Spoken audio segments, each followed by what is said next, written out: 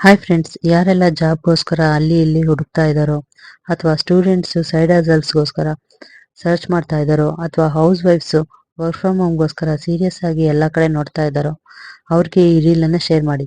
ನಿಮ್ಮಿಂದ ಅವ್ರಿಗೆ ಈ ಒಂದು ಚಿಕ್ಕ ಸಹಾಯನಾದರೂ ಆಗಲಿ.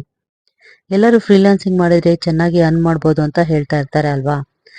ಆದರೆ ಫ್ರೀಲಾನ್ಸಿಂಗ್ ಬಗ್ಗೆ ಸ್ವಲ್ಪನೂ ಗೊತ್ತಿಲ್ಲ ಅಂದರೆ ಹೇಗೆ? ಅದಕ್ಕೆ ಈ ರೀಲನ್ನು ನೋಡಿ.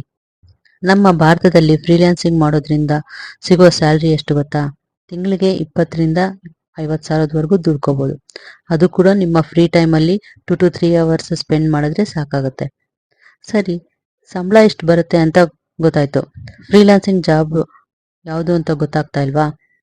ಇಲ್ಲಿದೆ ನೋಡಿ ಡೀಟೇಲ್ಸ್. ನೀವು ಹೆಚ್ಚು ಓದಬೇಕು ಅನ್ನೋ ಅವಶ್ಯಕತೆ ಇಲ್ಲ. ನಿಮ್ಮಲ್ಲಿ ಕ್ರಿಯೇಟಿವಿಟಿ ಇದ್ರೆ ಸಾಕು, ವಿನ್ ಆಗ್ಬೋದು. ಯಾವ್ದು ಮಾಡಿದ್ರೆ ಅರ್ನಿಂಗ್ಸ್ ಮಾಡ್ಬೋದು ಅಂತ ಗೊತ್ತಾಯ್ತು. ಆದ್ರೆ ಅದಕ್ಕೆ ಸ್ಕಿಲ್ಸ್ ಯಾವ್ದಿರ್ಬೇಕು ಅಂತ ತಿಳ್ಕೊಬೇಕಾ? ನೋಡಿ, ಇಷ್ಟೇ ಸ್ಕಿಲ್ಸ್ ಅಲ್ಲಿ ನೀವು ಯಾವ್ದ್ರಲ್ಲಿ ಬೇಕಾದ್ರೂ ಕೆಲವುಗಳನ್ನ ಸೆಲೆಕ್ಟ್ ಮಾಡಿಬಿಟ್ಟು ಎಕ್ಸ್ಪರ್ಟೈಸ್ ಆದ್ರೆ ಸಾಕು, ನಿಮ್ಗೆ ಆಪರ್ಚುನಿಟೀಸು ಹುರ್ಕೊಂಡು ಬರುತ್ತೆ. ಹಾಗಿದ್ರೆ ಇದೆಲ್ಲ ಕಲಿಯೋದು ಎಲ್ಲಿಂದ, ಕೆಲಸ ಸಿಗೋದು ಯಾವಾಗ ಅಂತ ಡೌಟ್ ಬರುತ್ತೆ, ಹೌದಾ?